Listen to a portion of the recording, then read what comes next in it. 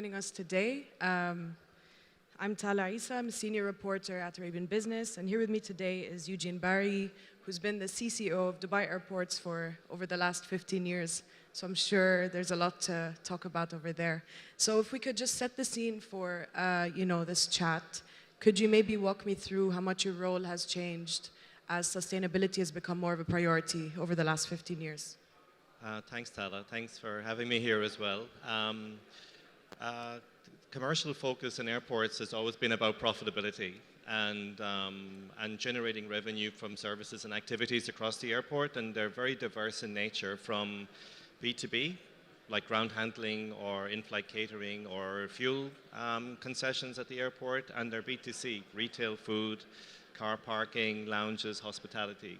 So it's a quite diverse portfolio where the focus in the past, as I said, was about revenue and profitability.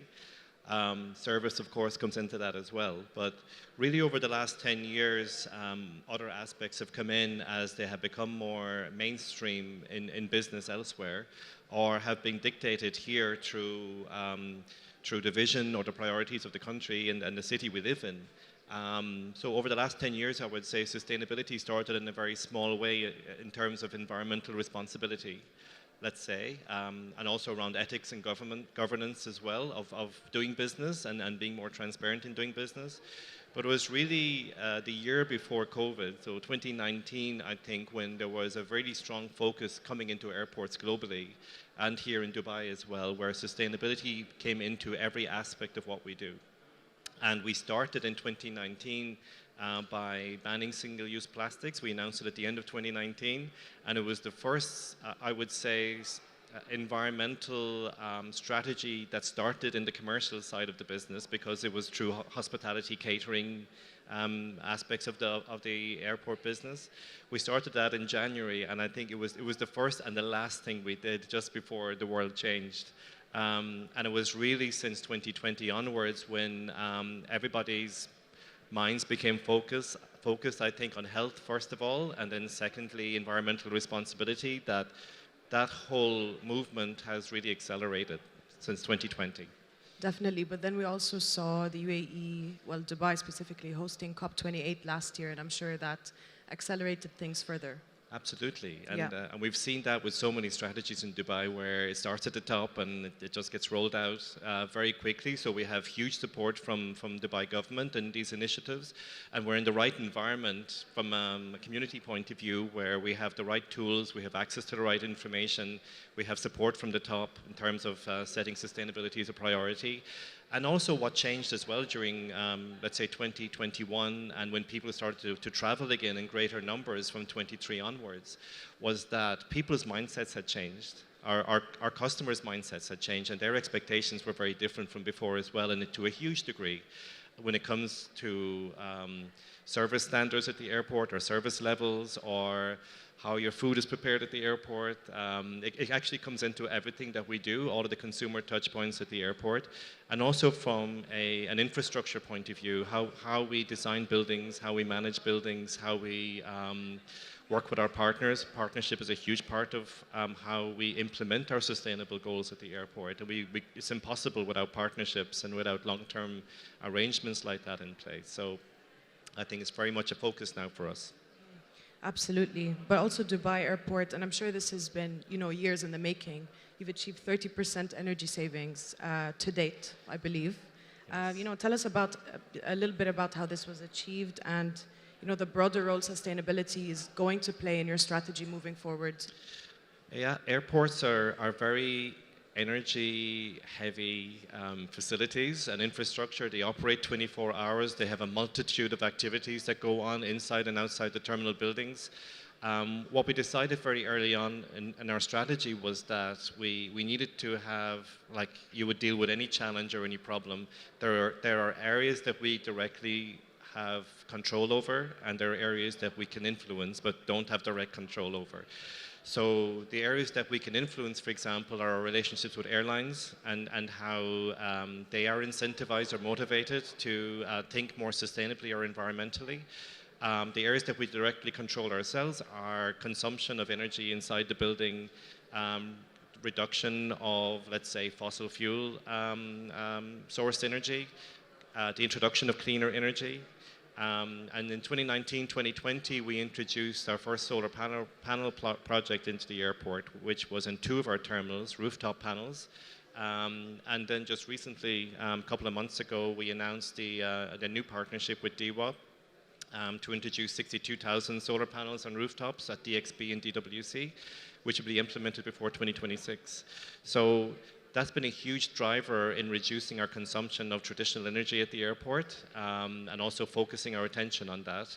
And there are other related aspects of that. So apart from energy reduction from traditional sources and increasing our reliance, let's say, on cleaner energy, as I say, airports are quite intensive in terms of activity on the ground. So outside the buildings, we have a lot of vehicles around the aircraft. If you ever notice looking out the window before you take off, there's a multitude of vehicles for servicing aircraft during turnaround times. And for us, that's managed by Donata here at Dubai International Airport. And they have made huge commitments and made huge improvements, I would say, over the last couple of years in switching to electric vehicles.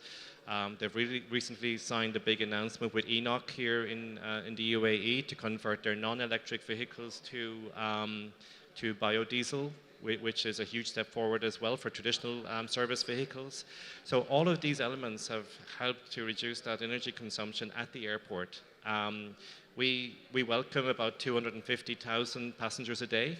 So each one of these people have needs. They have requirements. They are consumers of products in our airport. We are producers of services and activities at the airport.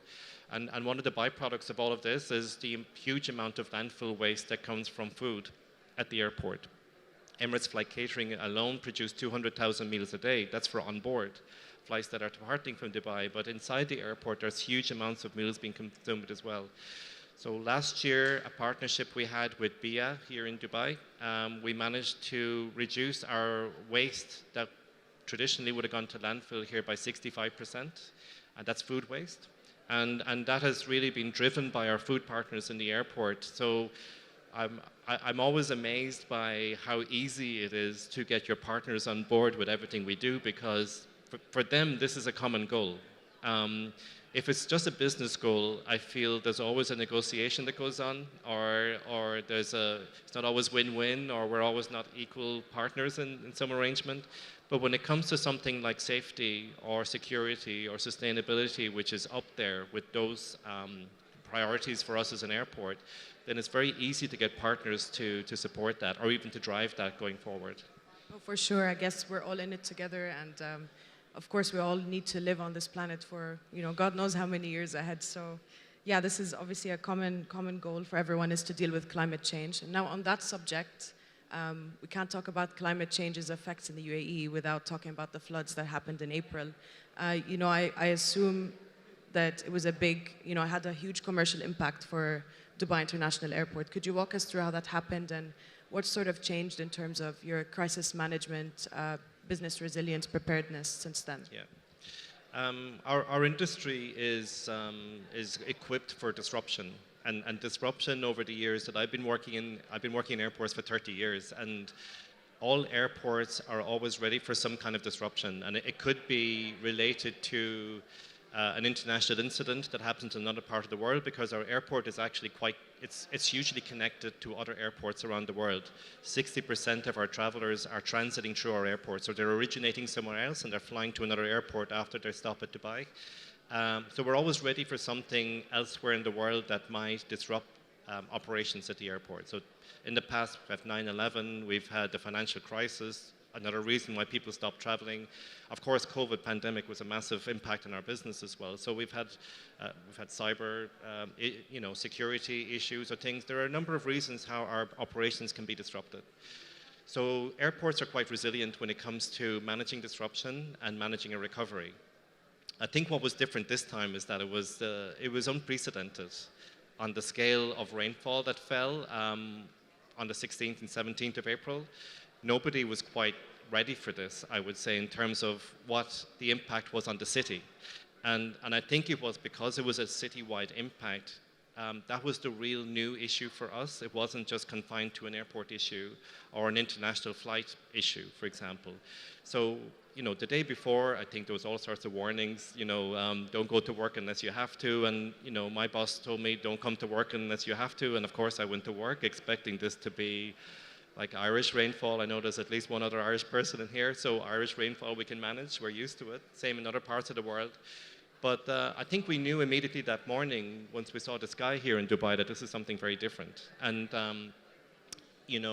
over the course of the day, the disruptions started, of course, to flights being cancelled, flights being diverted, flights flying into Dubai being diverted to other outstations around the region. And I think the biggest challenge we faced immediately was not really from infrastructure in the airport, because we didn't really have damage to infrastructure. Our runways were open, our taxiways were open, our buildings were more or less intact. There were some minor electrical issues that happened, all right, which were very quickly repaired.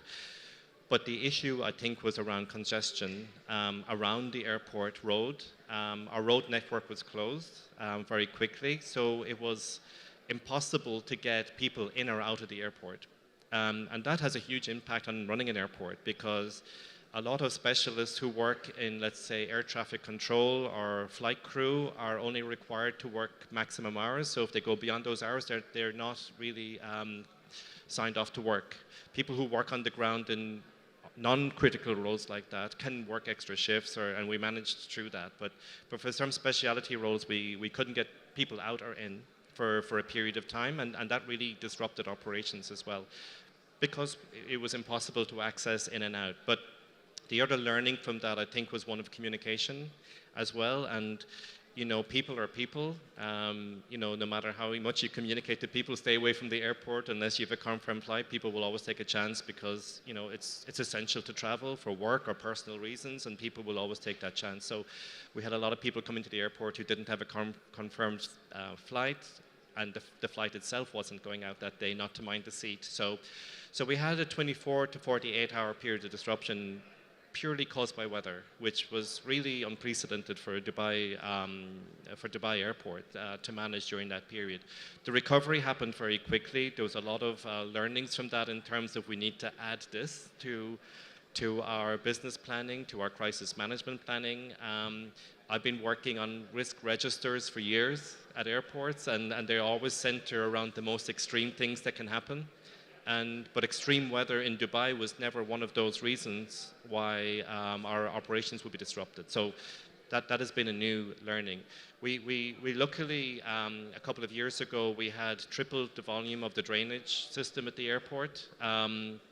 Not in anticipation of this, but I think in anticipation of we were extending the life of the airport before the new airport was being designed and constructed at Dubai World Central. So it was one of those essential things that had to happen. And that was really a really big advantage to us in managing the volume of water that fell over that couple of days as well. Yeah, absolutely. That was, I think, a classic example, one of the earliest examples locally of how climate change can actually impact you commercially and to such a big scale. Yeah. But air travel in general is a very carbon-intensive activity, which is also being significantly impacted by climate change. So, how do you see this paradox playing out in the long run? Yeah, we'll talk about SAF after this as well. Yeah, so we have to admit, we have to admit at airports that there's a challenge. And I think the first step is accepting that there's a challenge with regard to carbon emissions from our industry. And this strategy that we're on right now is one of acceptance, one of acknowledgement, and one of continuous learning. The body that oversees the harmonization of strategies and policies across airports in the world is called Airport Council International. Some of you might be familiar with IATA, which is a similar body that oversees airline harmonization of policies and strategies. So these cover common approaches to security, common approaches to safety, common approaches to passenger rights, and now common approaches to sustainability for airports. So they announced some time ago an accreditation scheme whereby you start at the beginning, and level 1 is mapping your carbon footprint, mapping what you control, mapping what you can't control. That's level 1. Level 2 is taking steps to reduce your carbon impact. Step 3 is, and 3 plus, is called neutrality. And 4 is transformation. Transformation is where you're working actively with your stakeholders and with your partners to make serious changes in how things will be not just in our airport and our footprint, but globally. And the final stage is complete. You're actually a net contributor to energy, which is quite a challenge for us, but that's the goal. So we're on stage, our level 4 at the moment, which is transformation. So that's been quite a journey over a number of years to get to this point. Nobody's saying we're perfect, but I think no industry can say they're absolutely perfect. There's continuous learning, there's continuous awareness. What I can say is that sustainability as a subject is treated with the same importance in our industry as safety and security. And that's quite a thing to say, because safety and security are they have always been the highest priorities for airports. I think what has changed as well since COVID is an acceleration of sustainability and environmental responsibility and business responsibility in general in all industries and also in airports. And this is something that we're very clearly committed to. It's not something that's over here. When computers started, there was a computer department, and when service became important, there was a service department. Sustainability is not a department. It's embedded in business. It's embedded in our contracts. It's embedded in our leases and our concession agreements with our partners, that they must also reflect what our aspirations are as an airport and what the city's aspirations are.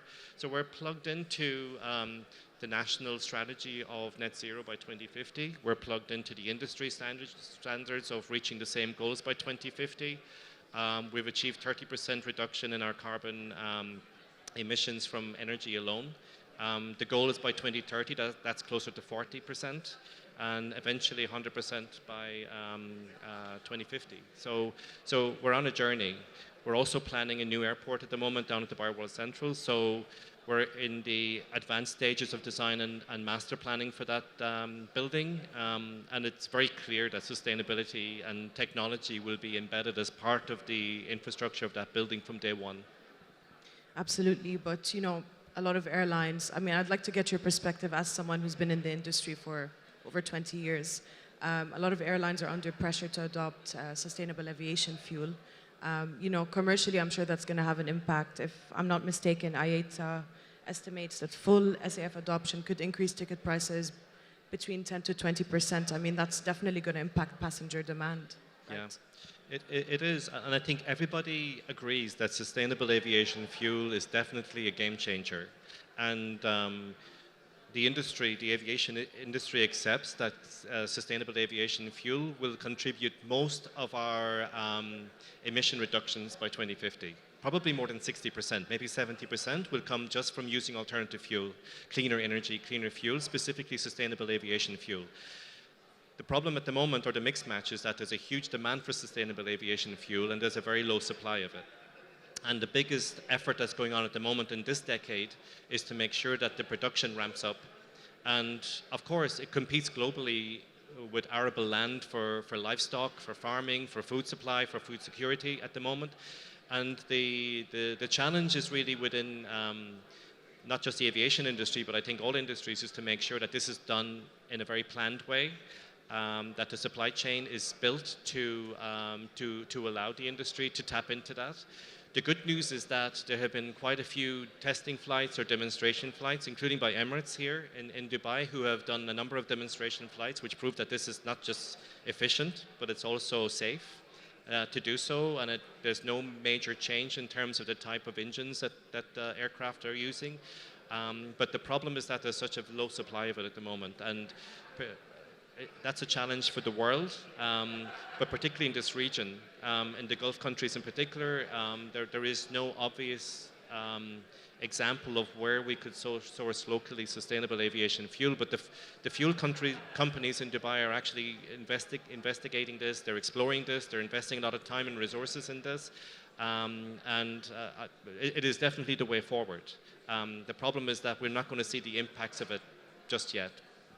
I guess also ramping up production, like you said, is very carbon intensive, and there's going to be, again, that trade-off with... You need the infrastructure for that, you need the whole cycles of supply for that, and how do you get it to the ultimate customer? But I think the commitment is there to look into that for sure. Definitely. So we, since we're almost out of time, it's important for us to also address the airport relocation. So, I guess you're in the process of setting it up and building it out to be, of course, more sustainable, that's to be in line with the government's objectives there. What lessons have you learned from Dubai International that you're going to bring to Dubai World Central? Well, earlier this year, the announcement was made about Dubai World Central Phase 2. So there is a Phase 1 which is operating today. The airport at Dubai World Central opened in 2013 as an airport. It's 24 hours operation, mostly for cargo, charter flights, and corporate jet operations as well. So there has been an airport operating there, but it's a very small scale operation compared to Dubai, and small scale in relation to the ambition of what is Phase 2. And Phase 2, what was announced was a $35 billion investment in a facility which will ultimately have capacity for 260 million passengers. This year at Dubai International, we will have probably 90 to 91, maybe more, depending on how this month goes. It's looking good so far. So the scale of it is massive. So the plans that exist for the airport today at Dubai World Central are 5 times the size of Dubai International Airport, 5 runways from day one. We have 2 runways operating at Dubai International Airport. So the scale of the ambition is huge. From a design perspective, technology and sustainability will be built into the infrastructure from day one.